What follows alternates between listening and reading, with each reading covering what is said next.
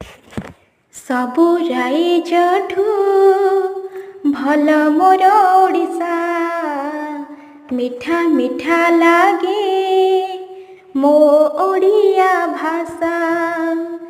एई माटी रे जन्म लोभे केते जे वीर पुरुष, इंग्रेज साथी लड़े करी रखिले जातिर टेका, रखिले जातिर टेका। झलसी उठे दुई नयन जेबे देखे मो खेत, माटीर परा फड़ाए सोना मोराए कृषक।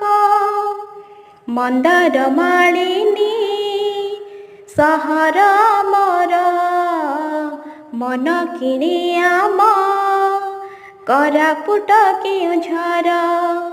आम कटकी अटकी जीव देखी देले बारबाटी, जल भंडार आम पाखरे अछि परा पारादीपी।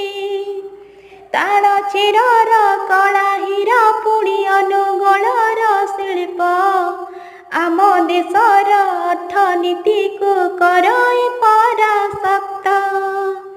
भारी भल लागे आम पखाल कंसा, खांटी ओडियाड़ी बौल फूलर खोसा।